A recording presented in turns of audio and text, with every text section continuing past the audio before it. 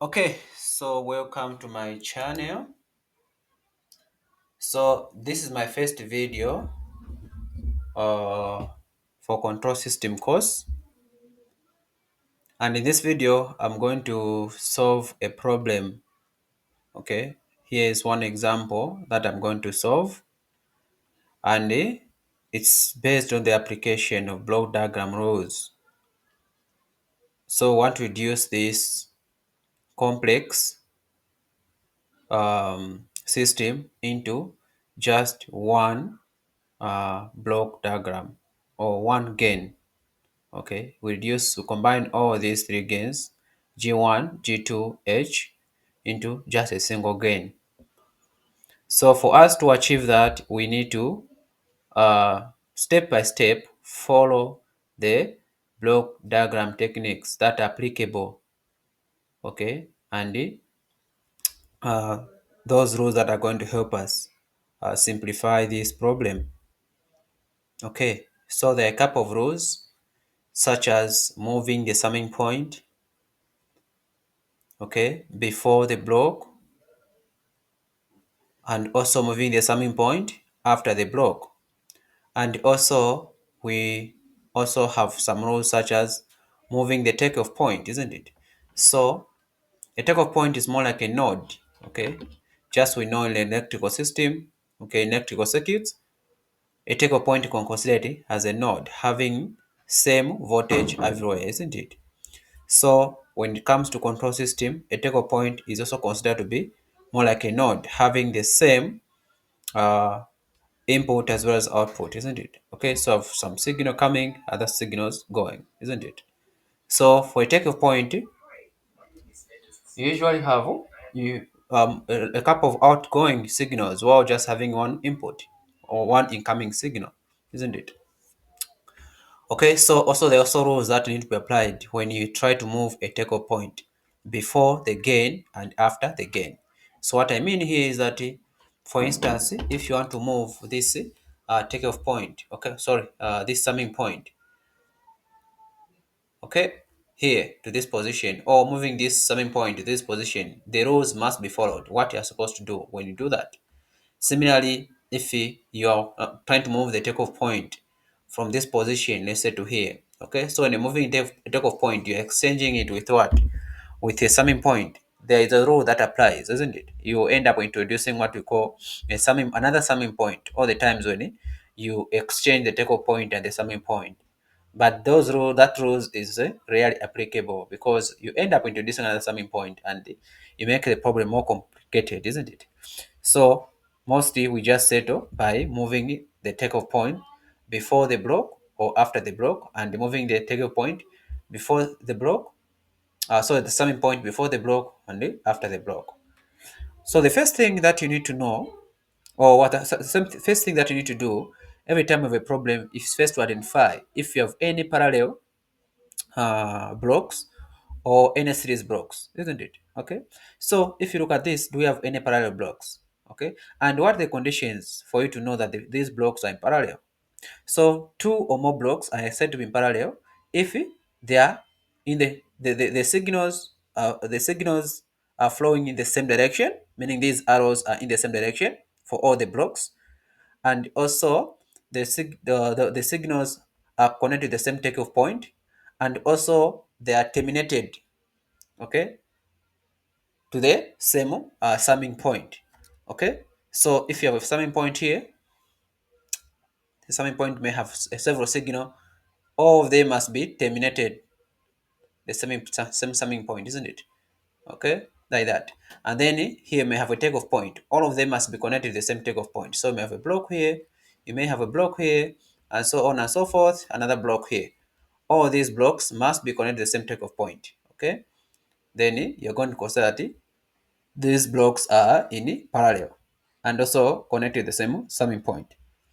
Okay, so do we have such situation here? Let's check if there's any pair of blocks that are in what? In parallel. And as you can see here, if you look at G1 and G2, uh, they may look like they are in parallel, isn't it? Because we said, okay, there must be the signal must be flowing in the same direction, which is true here. Both of them are in the same direction, and they are connected to the same summing point, right? Yes. Now, if you look at the other side, okay, the other end of these two blocks, you notice that this guy here, G1 is connected to this summing point, while this one is connected to the takeoff point. So, at the input here, they are connected to different position, right? Different points. So these G1 and G2 are not in parallel. Another thing that you need to look at every time you are solving such problem is first to look at a feedback loop. If you have any feedback in your system, okay. So a feedback loop is when you have the direction of the arrows are in the opposite direction. Okay, they're in the opposite direction. So if you have a gain here, G of S, and then this side, this guy goes this side, is the output. Okay, and then this is the input. You get the output and feed it back to the input. Okay, you get the output using a summing point. Sorry, the summing point here. Okay, you feed it back to the input. This can either be plus or minus feedback. Okay, positive feedback or negative feedback, whichever. And then this is H of S, right? So this one here is called a feedback loop, isn't it? You have a minor loop, which is a feedback loop. So this can either be positive or minus.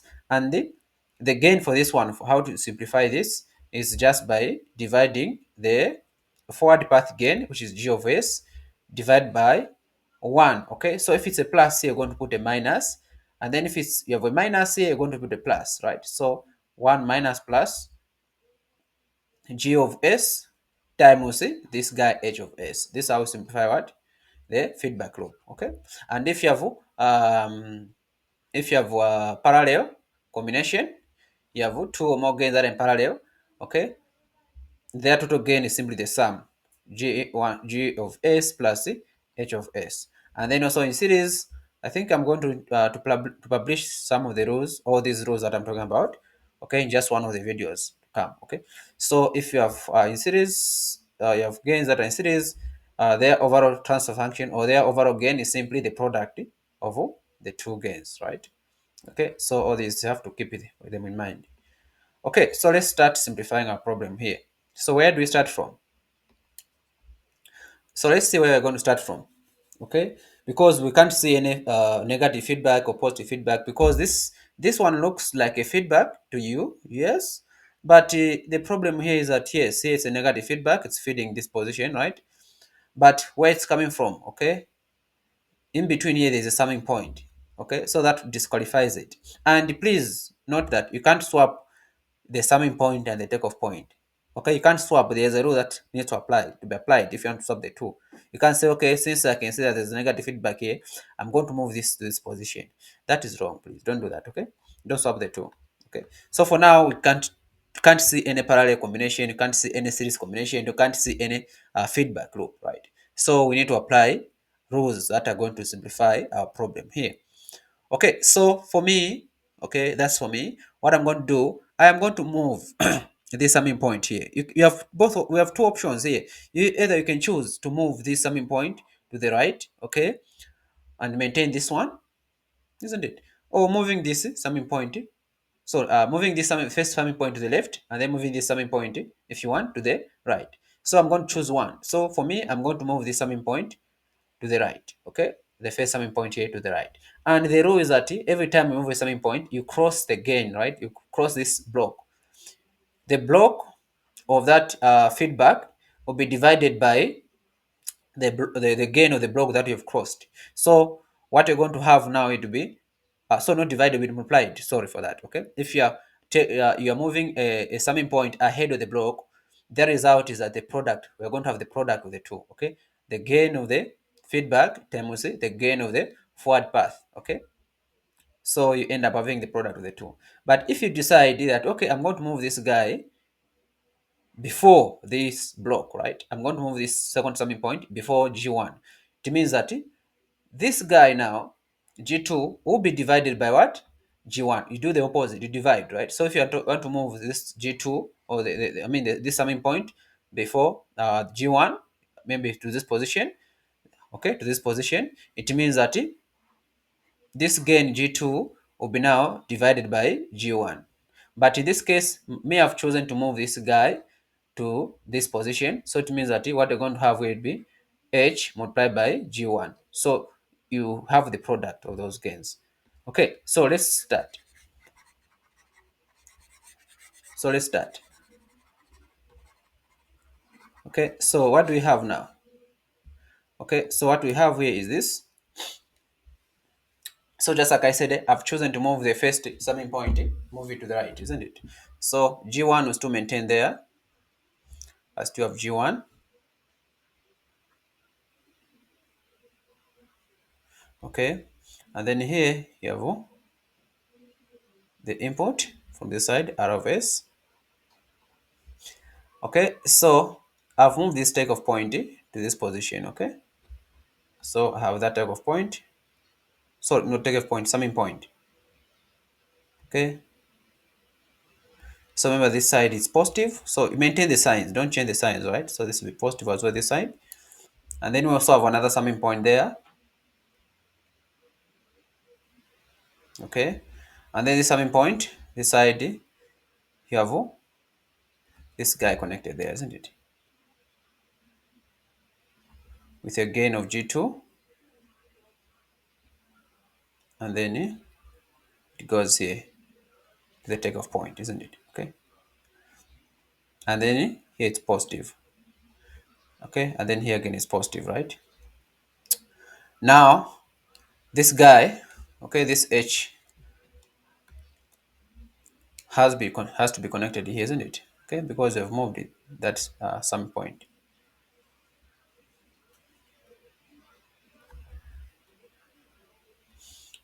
Okay, and then this side is this. If you follow it, it's connected to this takeoff point here, right? Okay, so you connect it here, isn't it?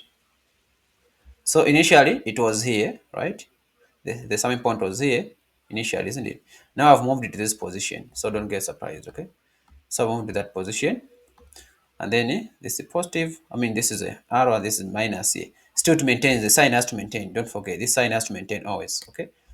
So now what did I say? If you, since we have skipped this G1, it means that this gain now in the box will be G1 times H. These guys are going to multiply each other. Okay. Now if you notice something here, okay, if you notice something here, there's one thing here. Or we can, you see that we ended up having almost like a negative feedback and also some blocks in parallel. But according to the rules, I said that for the blocks to be parallel, they must be connected to the same what? The same same summing point and also the same takeoff point on both ends, isn't it? So if you notice, this G1 and G2, they may look like they're in parallel, but the problem here is that G2 is connected to this summing point, or G1 is connected to this summing point. Okay, so that's what disqualifies them to be parallel, isn't it? So the good news here is that for the summing points, there is no problem. You can swap them. There is no problem. Okay, there's no problem. You can exchange their position. The overall gain will still maintain. It won't change. Okay, so you can still change these summing points. You can swap them. So if you bring this summing point to this position and take this one to this summing that position, you see that this block diagram now will be easier. Okay, because you're going to have parallel gains and also a feedback. So G1, so this summing point comes here. Okay, okay, so I've swapped them, right? So this guy is positive, isn't it? Okay, this side is positive, and then this arrow positive this side, and then there's a summing point I'm taking this side. Okay,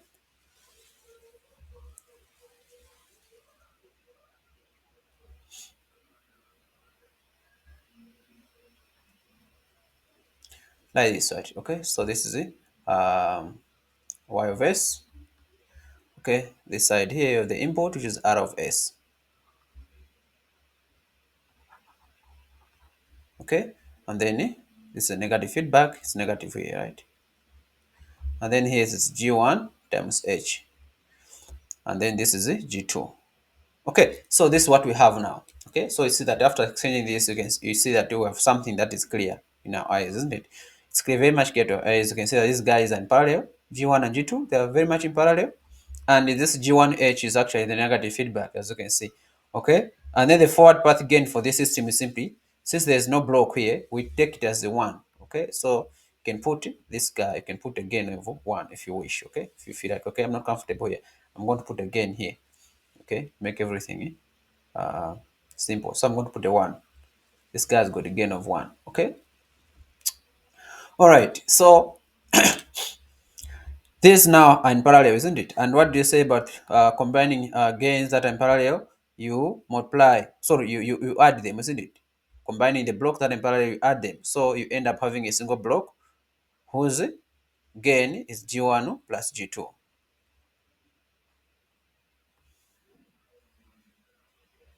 Okay, so this is R of S.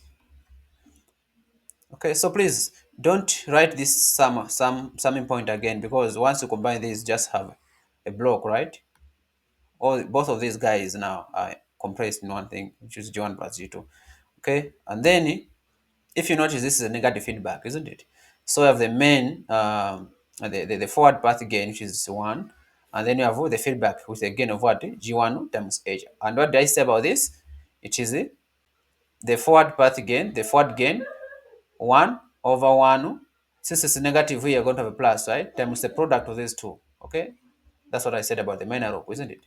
Okay, so this is the 1 times G1 times H. So just be G1 H. So this is what we're going to have here. So we have another block. So this guy is combined to a single block as well.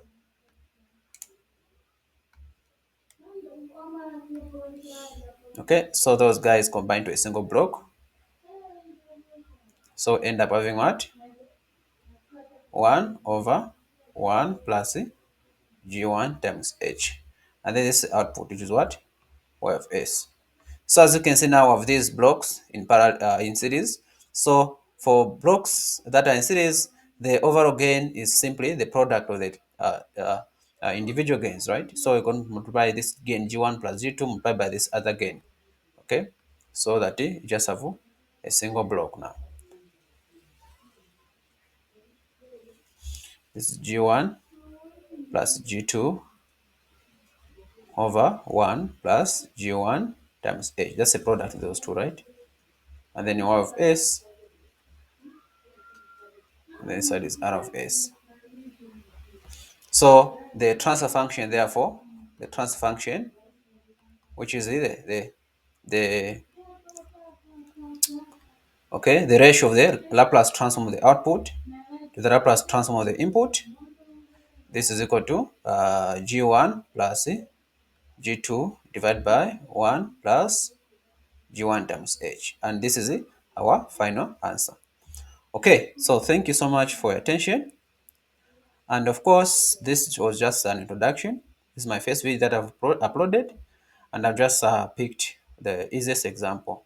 So in the next video, I'm going to solve a more complicated example. Okay, so stay tuned and don't forget to uh, give a suggestion. Also, you don't forget also to like or subscribe or share with your friends. Okay, thank you so much. God bless.